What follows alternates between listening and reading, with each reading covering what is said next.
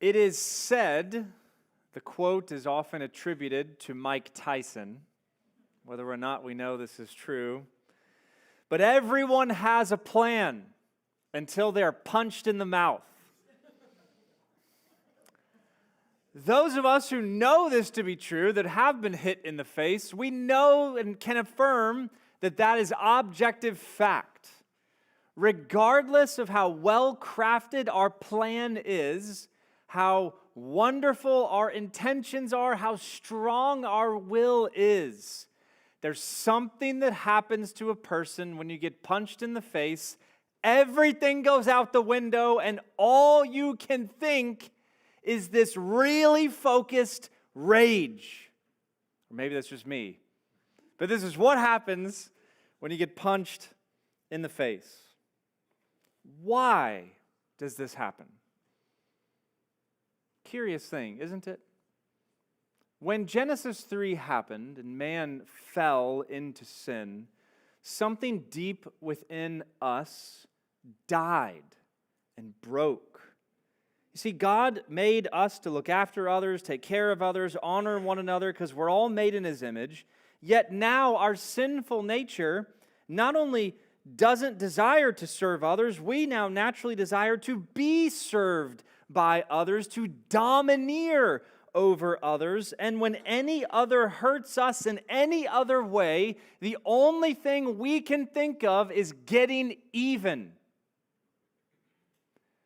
And so, some, Mike Tyson included, would probably think that there is such a category of mankind as a natural-born fighter. I would argue that the desire for revenge and retaliation is in every single one of us, deep down. And today in our passage, Jesus brings up this oh-so-human tendency, and He teaches us a better way.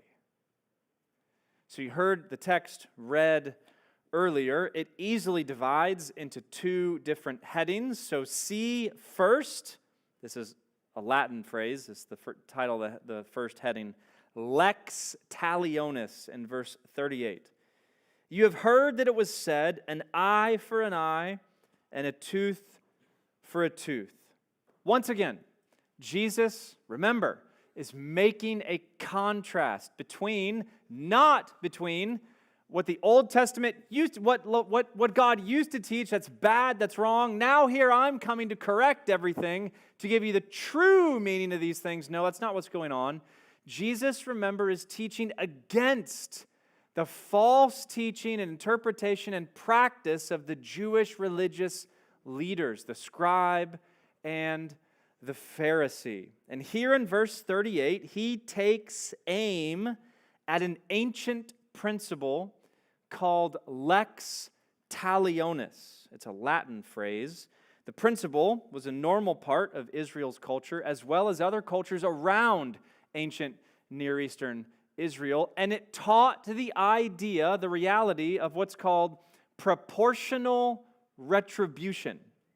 Those are big words, but the gist is fairly simple. If someone injures or hurts you, you have the option to respond in like manner, but only in a manner that fits the crime.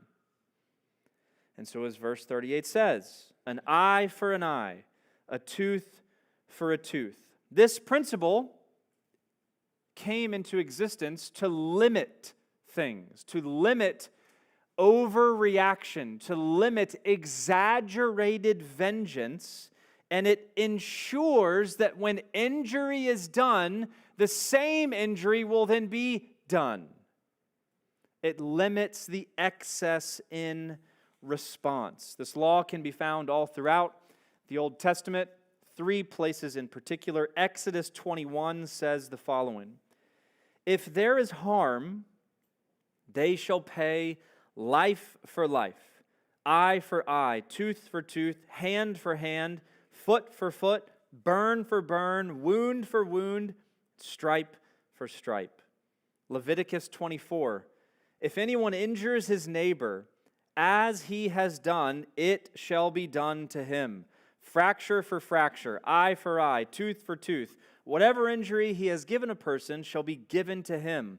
Whoever kills an animal shall make it good, and whoever kills a person shall be put to death. You shall have the same rule for the sojourner and for the native, for I am the Lord your God. And finally, Deuteronomy 19 says, your eye shall not pity. It shall be life for life, eye for eye, tooth for tooth, hand for hand, foot for foot. Now, one very important thing to know about these laws and these statutes is who they were given to. In Exodus, in Leviticus, in Deuteronomy, wherever they're found, it's really important to know who they were directed at. They were not directed at every individual citizen and person within Israel. Rather, they were given as a call, as a task, as a role to the judges of Israel, the authorities that sat in the courts, meaning the only people who would determine the proper punishment when injury occurred were the rulers and authorities in Israel, rather than private persons trying to settle debates on their own about what retribution is needed for harm done. And for a long time, this was carried out really, really well. There were even books written throughout the ages as Israel progressed and degressed and ebbed and flowed in their life together. Whole volumes were written on helping these judges and rulers determine, based on the injury that happened, here's a list of possible punishments to respond with. Whole books were written. It was a good system.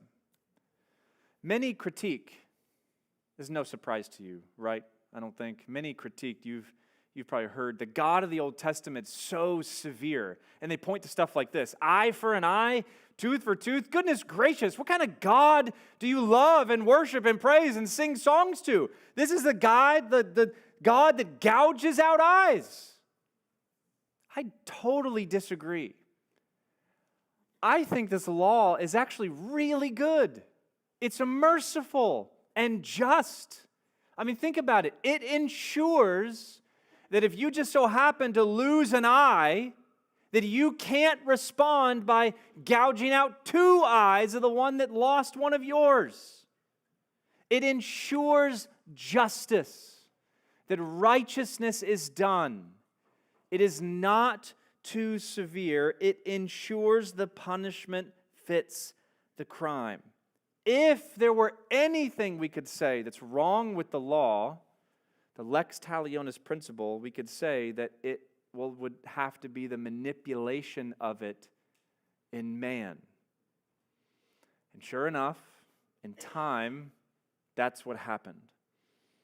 While the law was good and served many and helped many and protected many, by the time of Jesus, this principle, the lex talionis, proportional retribution, was twisted by the Jews of Jesus' day in teaching and in practice in two ways. First, many people in Jesus' day believed that they should not get the authorities involved. Very common. We understand that in Pasco County. We don't want authorities involved. We want to deal with these things privately. And so what would happen, this is the first way this law was twisted, they would not get the authorities involved who were given by God to determine the just and proper retribution. Rather, they would deal with it on their own, and the one who was injured, whether intentionally or unintentionally, they would be the ones to come up with the punishment given, and generally it was not physical anymore. It was financial. And so, while it's good on one hand that less violence happened and took place among the people, on the other hand, this was a perversion of the law because the person who was injured generally did not respond fairly with their financial payment that they required their harmer to pay.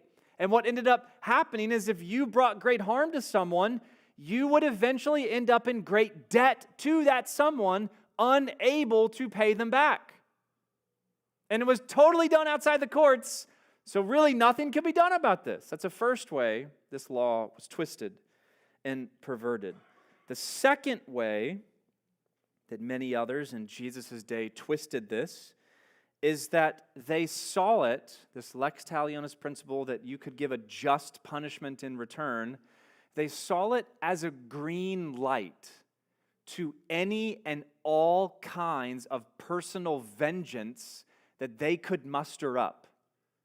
And so what would happen? An injury, harm would occur, whether slight or grievous, whether intentional or unintentional. The party injured would feel a deep sense of justice needing to be done and retribution desired to be carried out, and they would take it into their own hands like vigilante mode, and they would go nuts and not only meet the crime for crime, but sometimes they would just kill the person. And so it went way beyond the bounds. Again, courts are not involved, private persons only in play here. So, when Jesus is quoting this, remember, he's not taking aim at the Old Testament. He's taking aim at these two misinterpretation and mispractices of this law. The wrathful, self-appointed vigilante action mode and the financial abuse idea. Both of those are in aim as Jesus brings up this next example in the Sermon on the Mount. So now that we've seen some of the context there and what's going on, this lex talionis principle, Jesus then, in verse 39 to 42, teaches us a better way. Look at it. But I say to you, do not resist the one who is evil. But if anyone slaps you on the right cheek, turn to him the other also.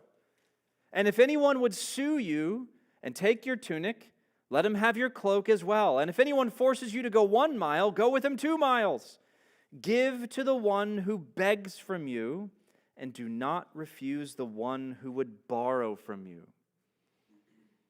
There's an order to Jesus' response here. In the first part of verse 39, he gives his teaching.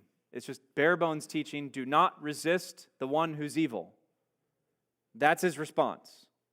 You've heard it said, eye for an eye, tooth for tooth, but I say to you, do not resist the one who's evil.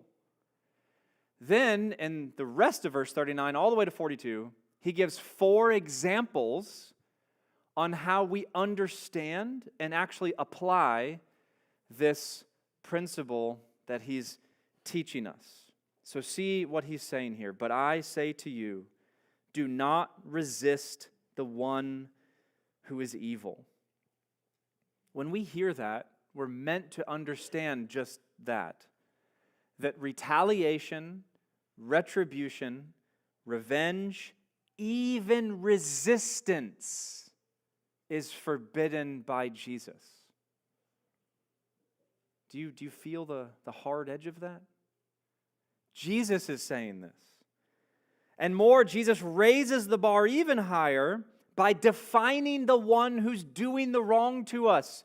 It's one thing to not respond with vengeance towards someone who hurts us unintentionally. It's a whole other thing to not respond with vengeance when someone intentionally harms us. That's what's in view when he says, do not resist the one who is evil. The person harming us and bringing all kinds of suffering into our lives is evil. This raises the bar to an unthinkable degree that would have been as hard for them to hear on that mount as perhaps it is here today. I'm sure some of you are already thinking, I got a list of exceptions as long as my arm with this one. There's a place for the exceptions, but before we get there, let me just say this. What is Jesus saying? There's a negative and positive. Negative, we must as Christians reject and turn away from all that stirs up our desire for and the carrying out of vengeful behavior. Positively, we don't just reject, we must embrace and turn towards all that stirs up within us and carry out service to others, even our enemies. This is Jesus' better way. Now for the exceptions. Though, I want to say, before exceptions, right? Just take it as it is. Like, take it straight. Don't add anything. This is black coffee here. Don't add any frou-frou to it, right? Take it as it is. See it for what it is before we start to pick it apart and say, oh, well, this doesn't apply, that doesn't apply, this doesn't apply. We need to see the high bar Christ is setting here. But the exceptions do matter. Lest we misunderstand this, two clarifications need to be made. First, remember who Jesus is talking to. Who's he talking to in the Sermon on the Mount? He's talking to his followers, right? Those who have left things and homes and loved ones to follow him on this path that he's now teaching and launching out in his brand new ministry.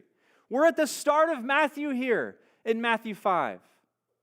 He's talking to his followers, which we can say then for us, he's talking to Christians.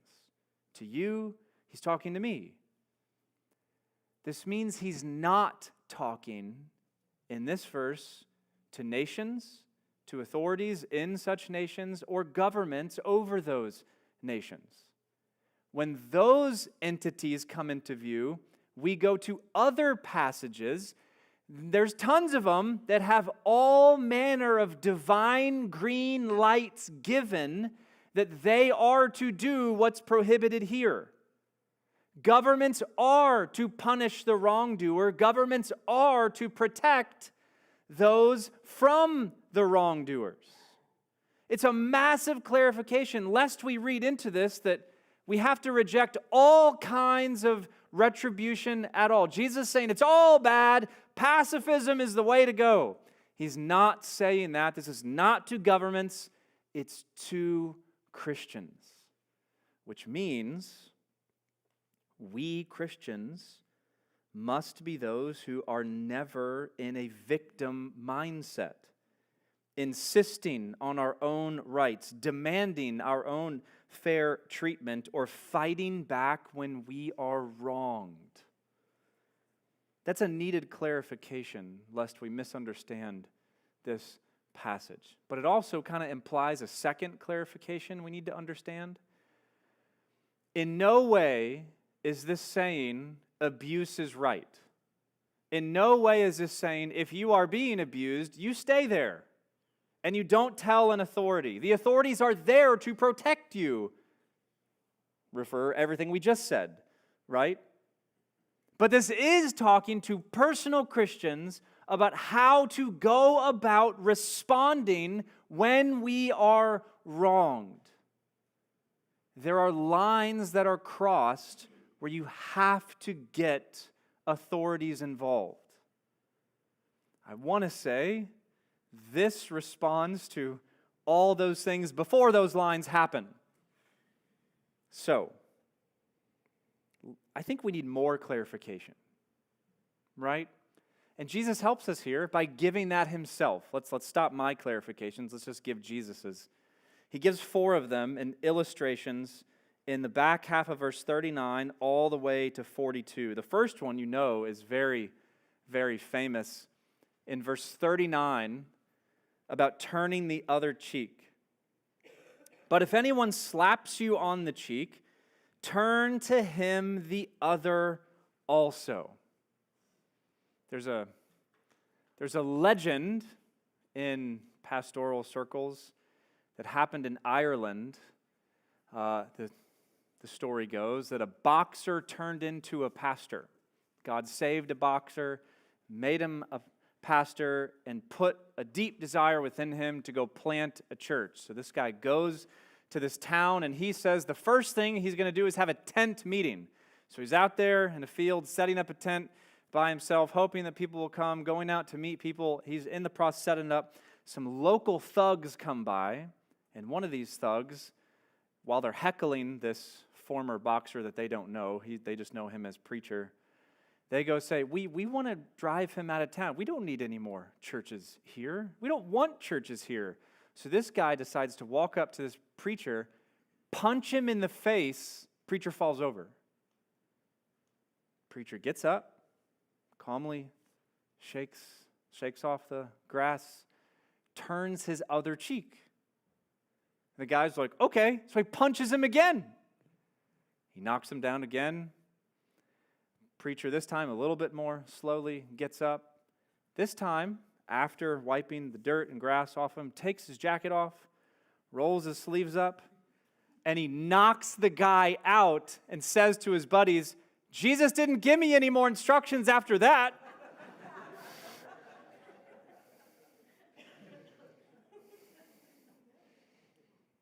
I don't know if that's true or not, but it would be really funny if it was.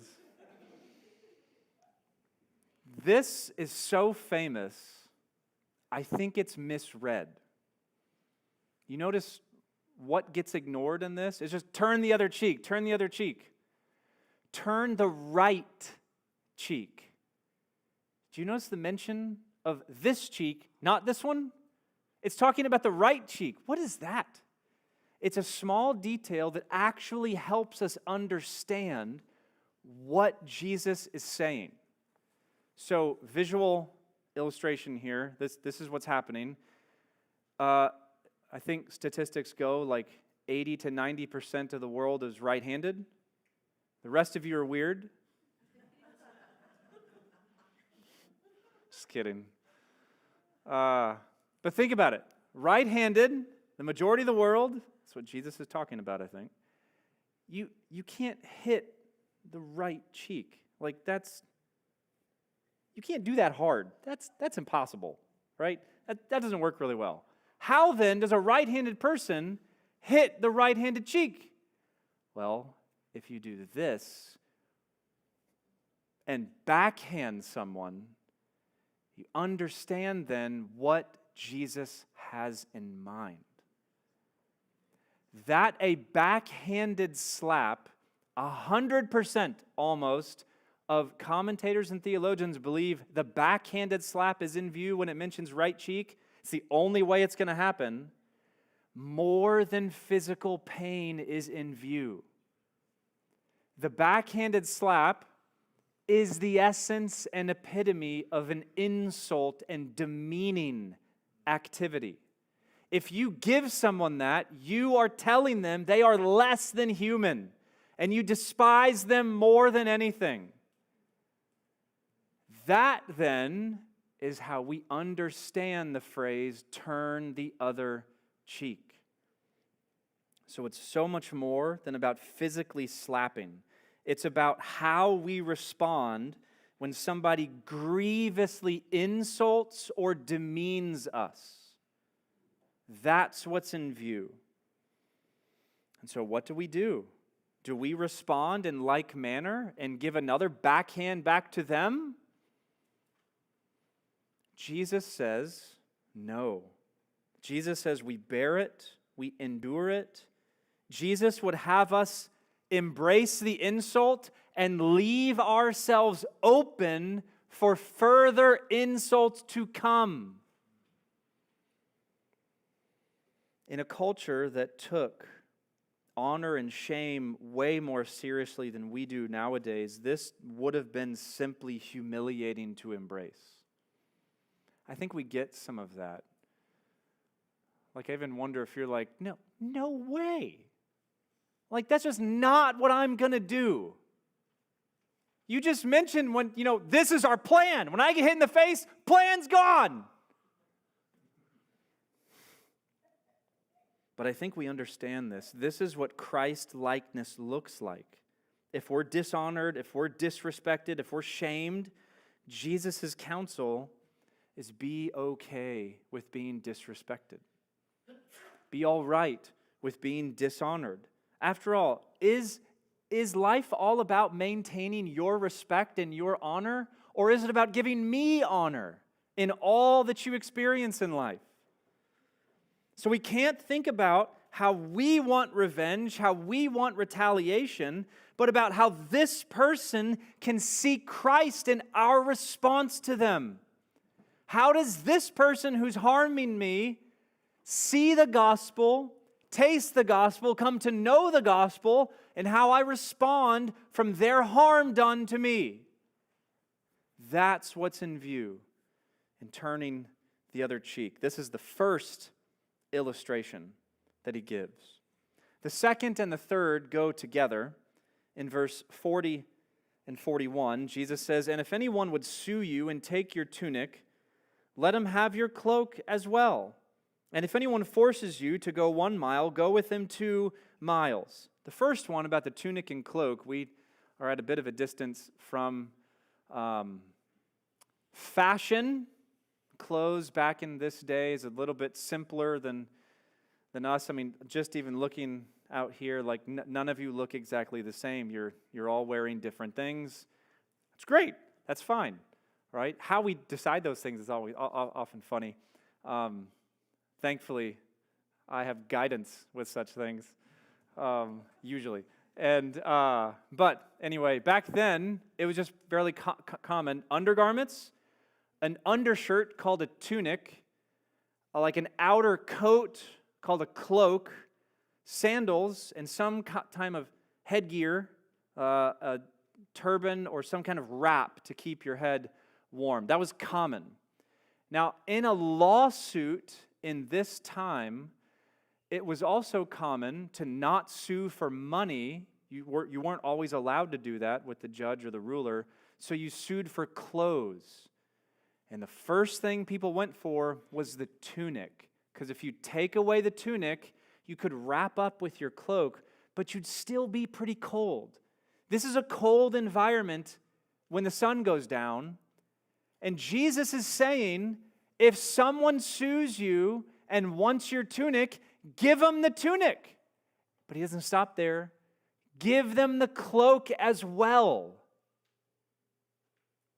What does this mean? Does Jesus want us to freeze to death? No, this is not what's in view. Jesus is saying, go beyond what is required of you. And then this same principle is then illustrated in the third illustration in verse 41. Anyone forces you to go 1 mile, go with him 2. It was a reality in this day that military personnel, so think Roman centurion and all the soldiers, they could not ask or request, but command. As they're walking around the city, they can come to your house and say, stop whatever you're doing, I have a job for you, and you can't return to your home or to whatever you're doing until this job is done. And the job could be ridiculously out of your skill house or wheelhouse. It could just be something so gruesome and horrible. They often abused this behavior, just a show of power, totally unjustified. Commands were given to tons in the population during this time. The chief example I think we might think of here, remember as Jesus is on his way to Calvary carrying his cross, one of the soldiers commands Simon of Cyrene to help carry the cross for him, with him. Simon can't say no lest he get punished, and they're all worked up like Jesus. So he has to say yes and go as far as he's required. Yet what does Jesus say? If they ask for 1 mile, go 2.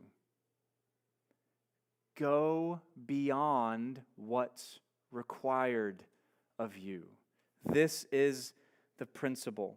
Lavish grace and kindness, a willingness to go well beyond what is commanded, is what's in view. Even though these were often just a show of power, as unreasonable, as unjustified as these demands were in their abuse of power with the population, Jesus is obey and do more than they ask. In this way, you show yourself to be my follower.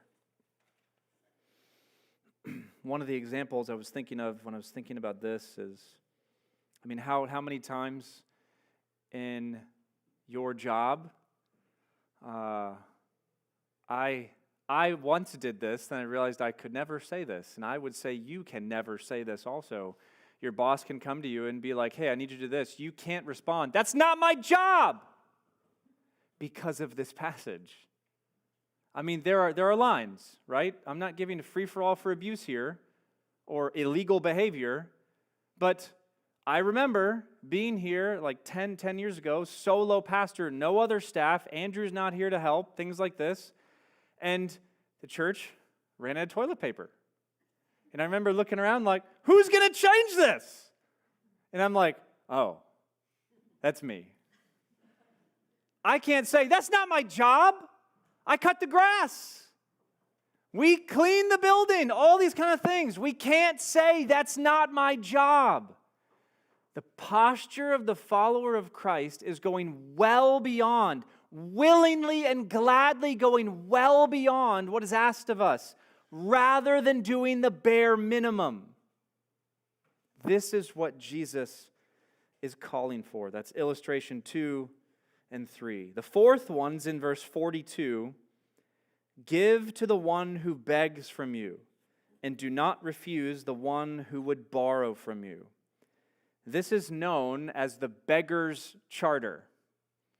It's a historical phrase where beggars have willfully abused and guilted many Christians into giving far more money to certain parties than they were willing to give. They're like, hey, Jesus said you can't refuse me.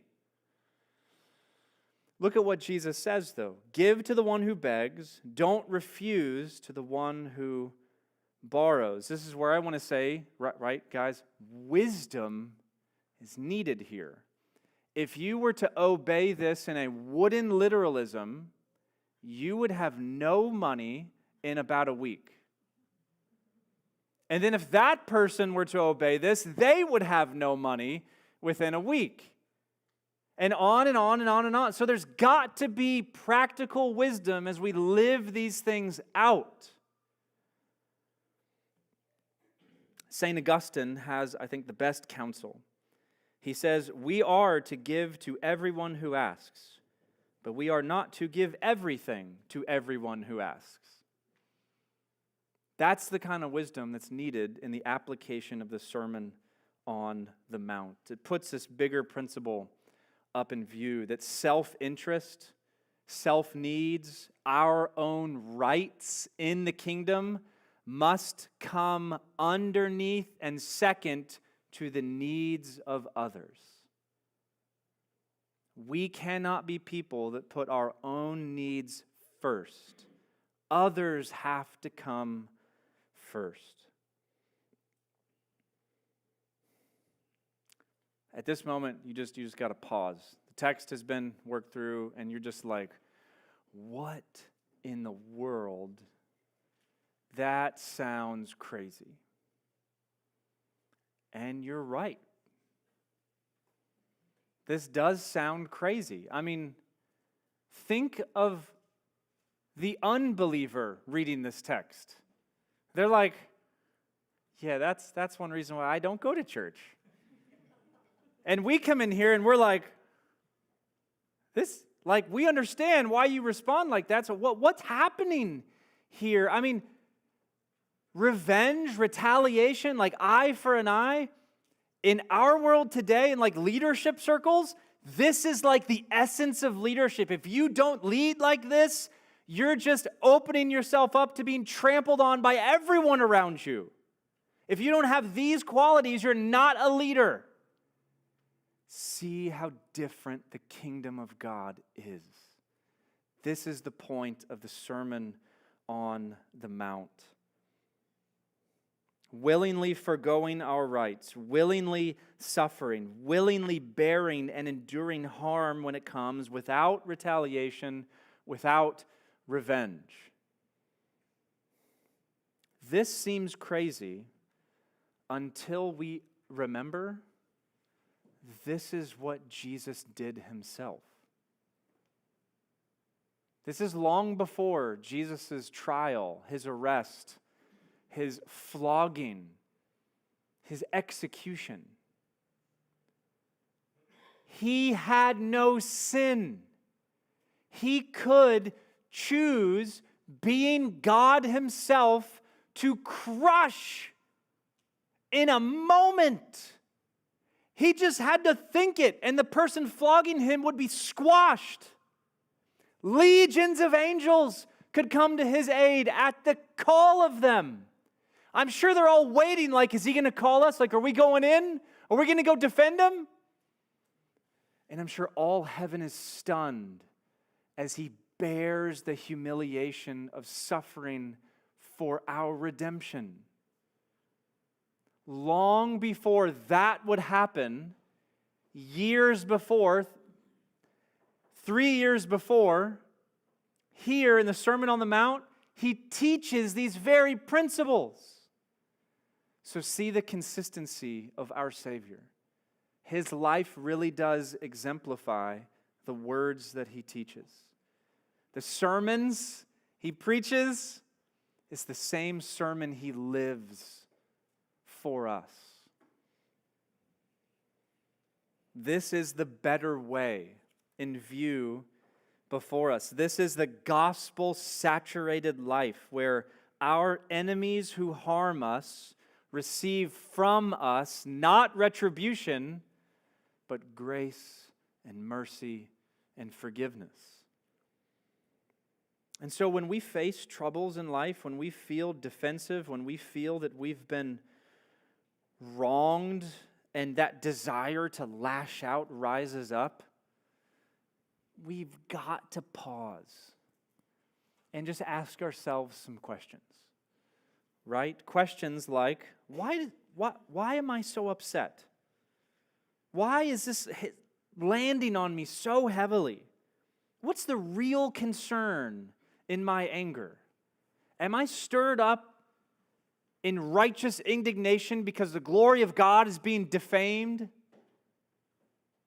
Or do I just have an overinflated view of myself and think everybody else needs to recognize it, so when I'm disrespected, I demand it change immediately?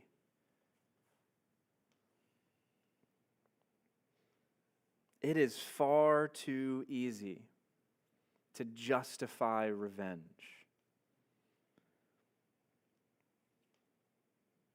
This is why Paul will later teach, and Jesus will later teach, on self-denial. The self must be denied. Do you know why? Because it desires to rule over you.